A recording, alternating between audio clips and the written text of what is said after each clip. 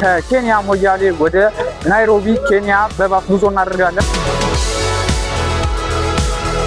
ጉዞአችንን ከመጀመራችን በፊት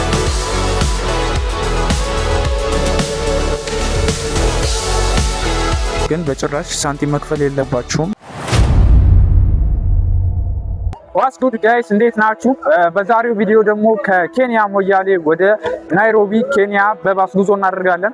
ባለፈው እንዳያችሁት ከአዲስ አበባ ተነስተን እስከ ሞያሌ ድረስ በባስ ጉዞ አድርገን ኢሚግሬሽን ላይ ያለውን ፕሮሰስ ምናምን በደንብ ለማሳየት ሞክሬያለሁ። ዛሬ ደግሞ ኢሚግሬሽን ላይ ስታምፓችን አስመትተን ጨርሰን ኬንያ እንድንገባ ተፈቅዶልናል። ወደ ኬንያ ናይሮቢ ጉዞ እናደርጋለን ማለት ነው። በሞያሌ ስታር ባስ ነው የምንሄደው። አሁን ከምሽቱ 11 ሰዓት ሆኗል። ከዛ የምንደርሰው ሌሊት ነው። ጉዟችን የሚሆነው ምንድነው? የማታ ጉዞ ነው። ከማታ 11 ሰዓት ይጀምራል። ማታውን በሙሉ እንቅልፍ የምንተኛበትን ሰዓት ስንጓዝ እናድርና በሌሊቱ 10 ሰዓት ወይም 11 ሰዓት ሌሊት እዛ እንደርሳለን ማለት ነው ናይሮቢ። ባጋችን ምናምን እዚህ ጋር ነው የሚቀመጠው። ይህ የባጋችን ማስቀመጫ ነው። ባሳችን ውስጥን ደግሞ በኋላ አሳያችኋለሁ። ጉዞአችንን ከመጀመራችን በፊት ውሃ ነገር ምናምን የሚያዝ ነገሮችን እንይዛለን። እነዚህ ሱቅ ገብተን ጉዞአችን ጠንከር እንድንልና በመሀል ቢደክመን እንኳን ውሃችንን ጎንጨት ለማለት በ50 ሽልንግ ወይም ደግሞ በ73 ብር ውሃችንን ሸምተናል። የባስ ትኬት የቆረጥነው ደግሞ በ2500 ሽልንግ ነው ማለት ነው። ከሞያሌ እስከ ናይሮቢ 2500 ሽልንግ በኢትዮጵያ ደግሞ 3670 ብር አካባቢ ነው ማለት ነው።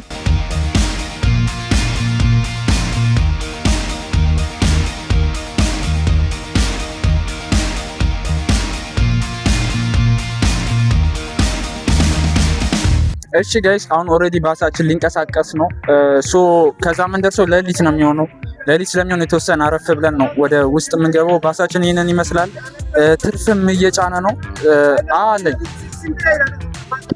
እሺ ያው ትኬት እየጠየቁን ነው ለምሳሌ፣ ምክንያቱም ትርፍ ምናምን ስለሚጫን ትኬት ቼክ ያደርጋሉ። ከዛ ትኬት የሌላቸው ሰዎች መሬት ላይ ተቀምጠው ይሄዳሉ ማለት ነው። እኛ ትኬት ያለን ሰዎች ደግሞ እዚሁ ጋር ቁጭ ብለን ትኬታችንን አሳይተን እንሄዳለን። ያው መጨረሻውን በርሞም ትንሽ ደብሮኛል፣ ግን አሪፍ ነው። ትኬታችን ቼክ እያደረገ ነው ያለው። ጋይስ መንገዳችን የተወሰነ እናሳያችሁና ማታ ስለሚሆን ብዙም ረጅም አይሆንም ቪዲዮ ብዬ አስባለሁ። ከዛ እንገናኛለን። እሺ ጋይስ ቅድም እንደነገርኳችሁ የተነሳ ነው 11 ሰዓት ተኩል ሲል ነው። ከሞያሌ እስከ ናይሮቢ ያለው ርቀት 600 ኪሎ ሜትር አካባቢ ነው። ግን ጀስት ቀጥታ ሲሆን ነው ያ ዲስታንሱ። በመኪና ሲሆን ወደ 780 ኪሎ ሜትር አካባቢ ነው ማለት ነው የምንጓዘው። ከዛ የምንደርሰው ደግሞ በጠዋት ነው። አሁን ከማታ 11 ሰዓት ተኩል ተነስተን ከዛ ሌሊት ጠዋት ላይ ነው የምንደርሰው ማለት ነው። ጋይስ እኛ የተሸወር ነው። ግን እናንተ ማድረግ ያለባችሁ ትልቁ ነገር ምንድነው? አስቀድማችሁ ባስ ትኬት መቁረጥ አለባችሁ። ካልሆነ ባስ ትኬት አታገኙም። ብታገኙም ደግሞ እንደኛ መጨረሻ ላይ ነው የምትሆኑት።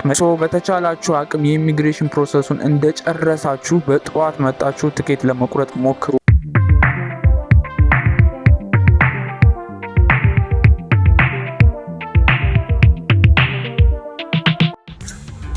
እሺ ጋይስ ገና ጉዞ ከመጀመራችን ዝናብ በጣም እየዘነበ ነው። ላይክ እየጀማመረው ነው ዝናብ እና መንገዳችን ይህን ይመስላል።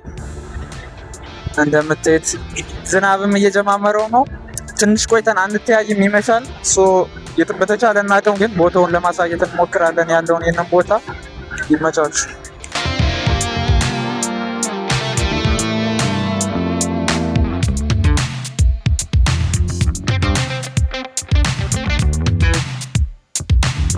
እዚህ ጋር የመጀመሪያ ኬላ ፍተሻ ላይ ያስቆማችሁና ፓስፖርታችሁን ቼክ ያደርጋሉ። ከዛም የኢትዮጵያ ፓስፖርት ከሆነ ያላችሁ 100 ሽልንግ ከሁላችሁም ወይንም ደግሞ 200 ሽልንግ ይጠይቃሉ ማለት ነው። ነገር ግን ይህንን ገንዘብ መስጠት ግዴታ አይደለም። ሲጀምር ምንም አያስፈልግም መስጠት። ለምሳሌ እኔ አልሰጠውም። ከኔ ውጭ ግን ሁሉም ሰዎች ሰጠዋል። እውቀቱ ስለሌላቸው ይሁን ለምን እንደሆነ መከራከር ደብሯቸው ይሁን ሰዎችም ስለለመዱ ትንሽዬ ስጡኝ ማለት ባህሪ ያሳያሉ። ግን በጭራሽ ሳንቲም መክፈል የለባችሁም፣ ህግ አይደለም።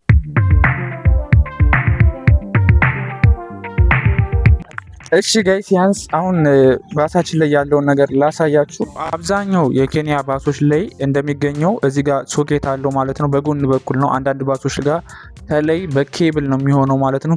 ኬብላችሁን ብቻ በመጠቀም ቻርጅ የምታደርጉበት ቦታ አለ። እዚህ ባስ ግን እንደምታዩት ላይ ከጎን በኩል ቻርጅ ማድረግ ትችላላችሁ። ሞባይላችሁ ቻርጅ ኖረው አልኖረው መጨነቅ የለባችሁም። ሁለተኛ ደግሞ ባሳችን ላይ ዋይፋይ ኢንተርኔት አክሰስ አለው። ሶ በነፃ ኢንተርኔት መጠቀም ትችላላችሁ። ኢቨን ስትሄዱ ገና ስትነሱ ሲም ስለማይኖራችሁ ችግር የለውም፣ ኢንተርኔት አክሰስ ማግኘት አይከብድም ማለት ነው።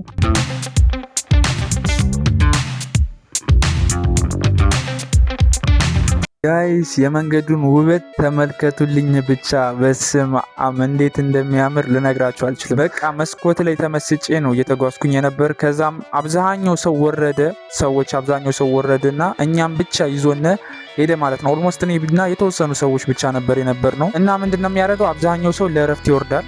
ለእረፍት በወረደበት ታይም እሱ ሌላ ከተማ ሂዶ ሌሎች ሰዎችን ደግሞ ይይዛል ማለት ነው። ሌሎች ሰዎችን በጣም ትርፍና ሞልቶ ነው የሚመጣው።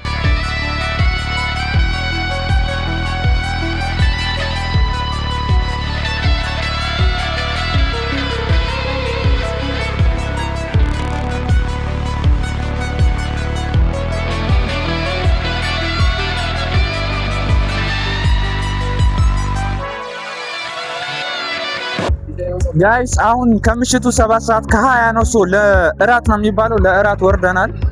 ቦታው ይሄንን ይመስላል። ቺክን ቤት ነገር ነው። ብዙ ጊዜ ቺክን እና ሩዞች ምናምን ነው ያለው። እዚህ ቺክንን ምግብና ሩዝ ምናምን ነገር ነው ያለ። ውስጥ ገብተን ደግሞ አሳያችኋለሁ። እንግባ። እንደምታዩት በጣም ሰፊ ነው። እዚህ ጋር ስክሪን አለ። እዛ ስክሪን በምታዩት ስክሪን ነው ኦርደር የምታረጉት ምግባችሁን። ከዛ በኋላ ከፈለጋችሁ ቴካዌ አለ፣ ከፈለጋችሁ የተለያየ ምግቦች አሉ። እና ቺክኑን እናሳያቸው። ቺክኑን ሆነ አሳያቸው። እዚህ ጋር ፒዛ፣ የተለያዩ ድንቾች ምናምን ነገር አለ፣ የተለያዩ ምግቦች አሉ። እዛ ጋር ቴካዌ ማድረግ እቃዎች ምናምን ናቸው። እዚህ ጋር ነው የምናዘው። ደግሞ ወደዚህ እዚህ ጋር እንደምታዩት ተፈጥሯዊ የሆነ ቫይብ አለው። በጣም ነው የሚያምረው። እዚህ ጋር ያለው ቤቱ ምናምን ኤኒዌይስ ምሳ የምንበላበት ይሄንን ይመስላል። ይህ ቤት 24 ሰዓት ነው የሚሰራው። ጋይስ አሁን እዚህ ሱፐር ማርኬት ላይ የሆነ ጣፋጭ ነገር ምናምን እንይዝና ወደዛ እንመለሳለን።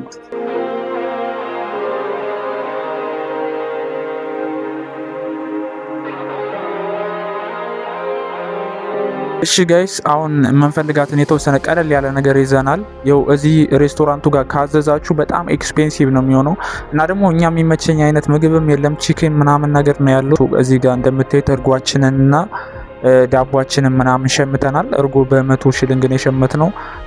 ዳቦ ደግሞ በ100 ሽልንግ።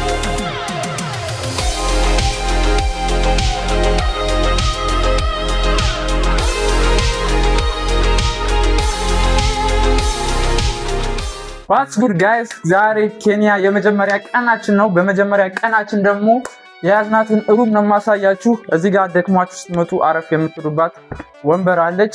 ከዛ በኋላ እዚህ ጋር ፍሪጃችን አለች። ሙቅ ነገር ሆኖብን ቀዝቃዛ ነገር ምናምን ስንፈልግ እዚህ ጋር ፍሪጃችን አለች። እዚህ ጋር ምግባችን ማሞቅ ከፈለግን ማሞቅ ያለ። እዚህ ጋር ሻይ መጠቀም ከፈለግን 2 ቦይለር አለው። እዚህ ጋር የተለያዩ እቃዎችን ማስቀመጥ እንችላለን። ያውም ውስጥ ላይ እቃ አለው። ምን እንደሆነ አላውቅም። ይሄ ምን እንደሆነ የምታውቁ ኮሜንት ላይ አስቀምጡልኝ። ከዛ ውጪ ሲሊንደራችን አለ። እዚህ ጋር ምግብ መመገቢያና መጠጫ ምናምን እቃዎች ማብሰያም ጨምሮ አለ። ይህ በቃ አጠቃላይ ኪችን ካቢኔቷ ኦፕን ኪችን ካቢኔቷችን ትመስላለች። ከዛ ውጪ እዚህ ጋር ዋይፋይ አለው።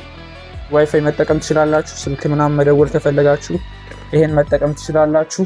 እዚህ ጋር ደግሞ ደክሟችሁ ርፍ ማለት ትችላላችሁ እዚህ ጋር። ከዛ ውጭ ደግሞ እዚህ ጋር የሚገርም ቪው አለው።